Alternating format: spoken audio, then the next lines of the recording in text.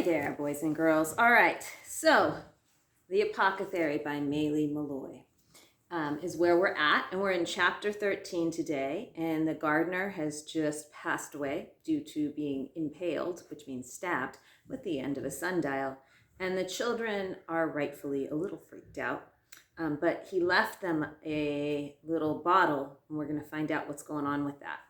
So we're bumping into characters left, right, and center, and they're all doing things. And sometimes it's good to just slow down for a minute.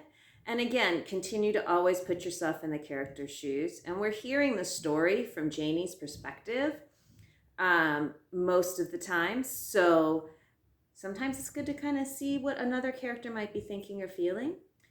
Or you may want to stick with her. Who knows? Maybe you identify really well with her.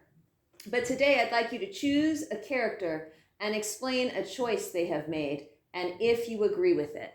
So again, characters are constantly making choices, and sometimes in our head we're arguing with them like, no, because we can maybe see more than them as we're reading above, or maybe we just really would make a different choice with the information that they have. So again, thinking about that, seeing if you agree or disagree with their choice and then explaining it is really powerful for helping you understand the narrative better. So let's see what happens. Chapter 13, The Gardener's Letter. I wouldn't, under the circumstances, have described my parents' flat as safe, but I had to get home. My parents were furious. So, you just waltz in here at 10 o'clock at night, my father demanded. Is it 10? I asked. I would have guessed much later. Do you know how terrified we were? My mother asked. I think so. Where were you this late? Benjamin and I had agreed, after much debate as we made our way through the streets, not to tell them about the murder. Both the gardener and the apothecary had told us not to trust the police, but my parents could tell I was upset and had been crying, so we had to tell them something. It's really a long story, I said. So start at the beginning, my father said, and I want the truth. He pointed at Benjamin. Did your mother really die in the war? Yes, Benjamin said. Okay, that sounds true. Let's go from there. Did your father go visit a sick aunt? No. I knew it. Where is he? I don't know. Then we should call the police, my mother said. No, Benjamin said. We can't trust the police. Have you done something wrong? No, he said. So why can't you trust them? I just can't. You don't trust the federal marshals, I reminded my father, and you didn't do anything wrong. I do like Janie and her intelligence. That's different. How do you know? My father hated it when people jumped to conclusions about other people's situations, and I wasn't going to let him do the same. He relented. I don't, he said. So tell me, where were you? At a friend's house working on a science project, Benjamin said. We made a bit of a mess and our friend's father was angry with us. That was pretty much true. So you cleaned up the mess and you didn't think to call us, and then what? My father asked. That's it, Benjamin said. It took a long time. What's the name of the friend? Benjamin hesitated. Stephen Smith. You're lying, Figment, my father said. I've worked in show business a long time, and I know what lying sounds like. I can't tell you his name, Benjamin said with stubborn dignity. We had promised Mr. Shishkin we would leave him and Sergei out of it, and Benjamin wouldn't budge on that. Then I want you out of my house. He doesn't have anywhere to go, I said. Let him stay one more night. If he tells the truth, I'll consider it. He can't. He promised. Promised who? My father said. I'm waiting. Benjamin was silent, his head stubbornly bent forward. Out, Figment, my father said. And now. And Janie, you're going to bed. I begged my parents to reconsider, but it did no good, and I got into bed feeling helpless and trapped. The gardener was dead, and Benjamin was out in the streets in mortal danger, and there was nothing I could do. I was writing furiously in my diary about how my parents couldn't understand anything when I heard a tap at the window. I slid the window open and Benjamin climbed in off the ledge with his satchel slung across his chest. taking off his shoes before his feet silently touched the floor. "How'd you get up here?" I whispered. I was too amazed to worry about the fact that I was only in my nightgown. Anyway, it was the long flannel hand-me-down nightgown from Olivia Wolf's daughter, and it was about as revealing as a nun's habit. Again, I love Maile Meloy's description. Those nun habits are long to the floor, black, very opaque. They come up to here. Those flannel nightgowns are similar. I climbed that tree to the window ledge. If my parents catch you, they won't. I'll leave early in the morning.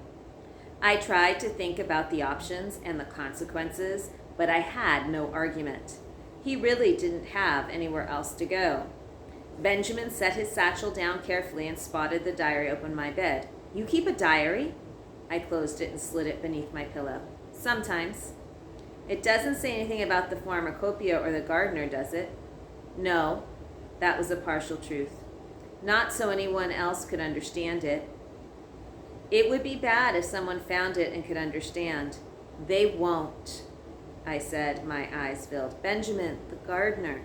"We have to be strong," he said. "Don't cry." I brushed away my tears. "Where will you sleep?" My bed was very narrow, and even if it hadn't been, the question of sharing it was too embarrassing to think about. "On the floor." So I gave him one of my wool blankets, and he lay down on the floor with his satchel for a pillow. He stretched out on his back with his hands behind his head. "Why did your father call me Figment?" he asked. I climbed into bed under the one remaining blanket and tried to push the gardener from my head. "Because he thinks he's funny." "But Figment?" "When I told him I was going to play chess with you, my mother was teasing me about having a boyfriend. Someone said, as a joke, that it was a figment of her imagination. That's all it took. They were off." Benjamin was silent, looking at the ceiling. "It's nice that they tease you," he finally said. "My dad's always so serious. I wonder what he'd have been like if my mother hadn't died. If he would have been more, I don't know, like your parents. Able to joke about things?" I couldn't imagine not having parents who joked. It was part of every day. I was silent because I didn't know what to say. "What does your diary say about me?" Benjamin asked. "That I can't believe my parents sent you out into the cold." "That's all?" "That you're kind of a bully when you play chess." "A bully? That's slander!" "The truth is a defense," I said. I wasn't sure what that meant, but it was something my father liked to say before the U.S. Marshals started looking for him. Benjamin smiled. Then there was a knock at my bedroom door, and we both froze. "Under the bed," I whispered, and he rolled silently beneath, pulling his satchel and the blanket after him. I got my diary back out and posed with it on my knee. "Yes," I said in a sullen voice. My father pushed the door open and looked in. "Lights out. I'm still writing." "You need your sleep." "So does Benjamin, and you sent him out in the cold." I was trying to act as I would have acted if Benjamin weren't in my room, but without drawing my father into the room to discuss it. It was a gamble, and I lost it. My father sighed and crossed the bed and sat down. The metal springs squeaked. I held my breath, hoping he wasn't crushing Benjamin. I have this mental image of the kid like, how'd I get into this? "Janie," my father said, "I know you're upset. Your mother and I just want you to be safe. Benjamin seems like a resourceful boy. He's probably safe at home right now." I was going to say that Benjamin's home wasn't safe, but I didn't want to start narrowing down the options for where he might actually be. "Maybe," I said.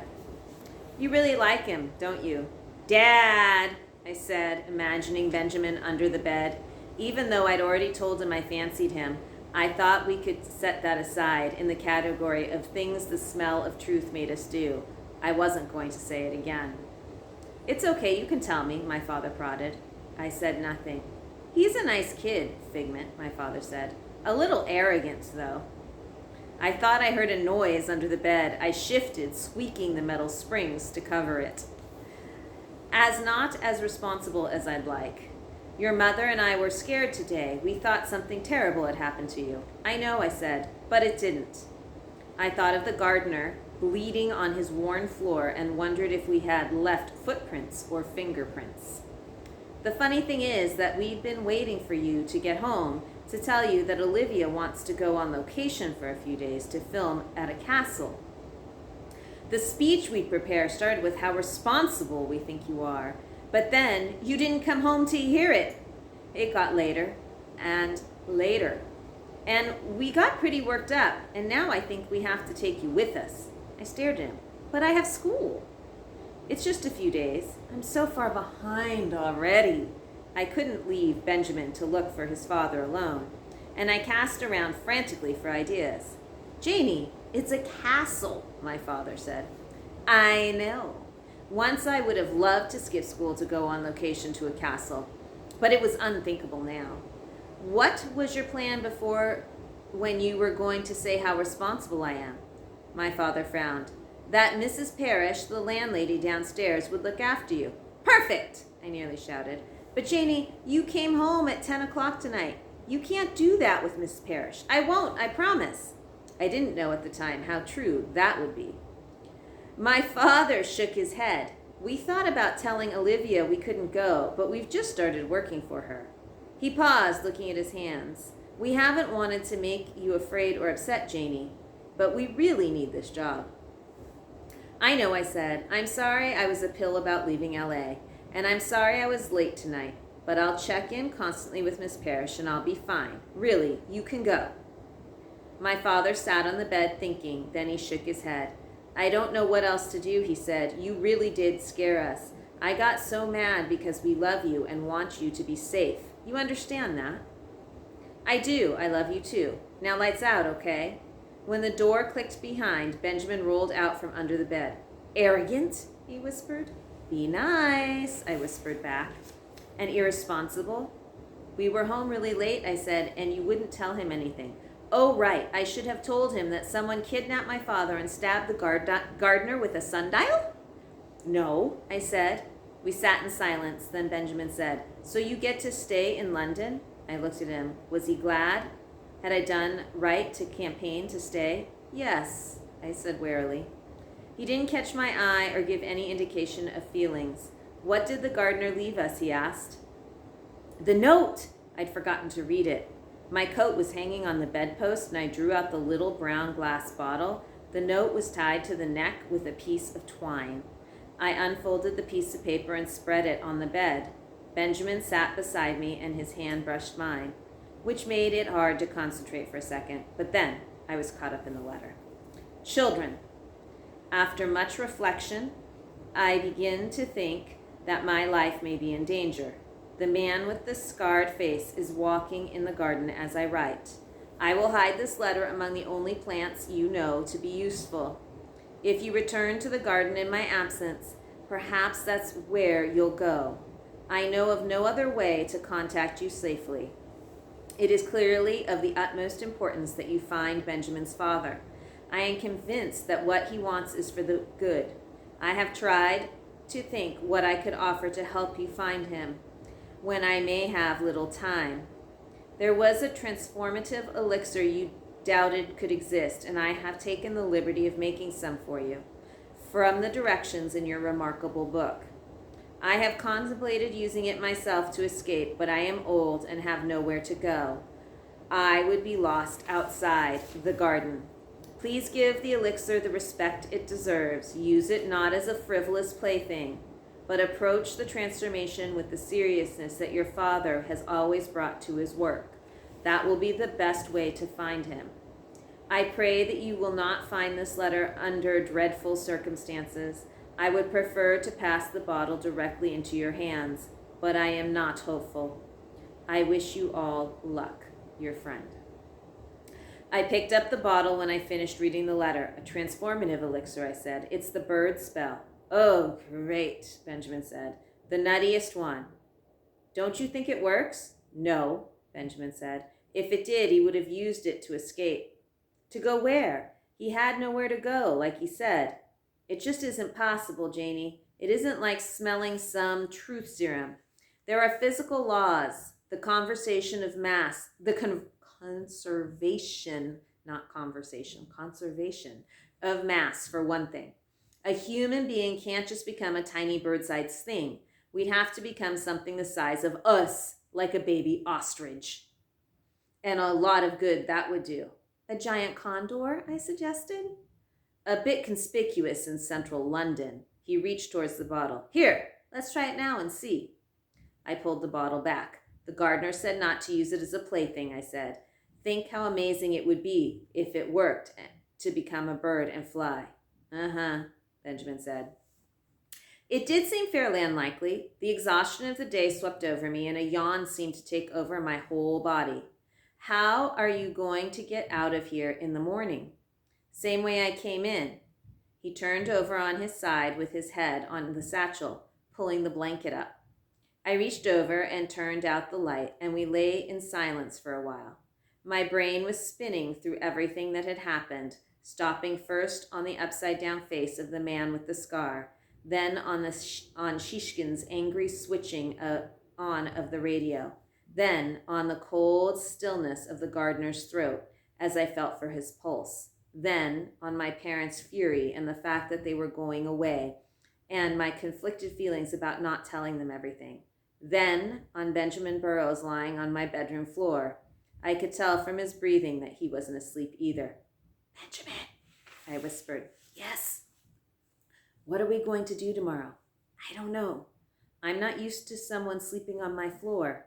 You don't have girly sleepovers back in Hollywood? Sure, but no one sleeps at them, I said. And anyway, you're not very girly. I'll take that as a compliment. It's a step up from arrogant. He said resourceful, too. I like resourceful. Hey, Janie. Yes? I'm glad you're staying in London. Thanks, I said. Me too. I smiled idiotically at the ceiling for a while, and then lay listening to Benjamin's even breathing in the dark, trying to concentrate on our problems so that my brain could solve them while I slept. It was a trick my mother had taught me, but I had never been thinking about problems this big before. Eventually, exhaustion won out, and I fell asleep. All right, boys and girls, our story is getting busy, busy, busy. What I'd like for you to do, again, is choose a character and explain a choice they have made, and if you agree with it. So you're going to spend some time thinking about that. And there were certainly plenty of characters to think about and their actions. All right, readers, remember to read and jot and think about what you're doing. Take care. Bye.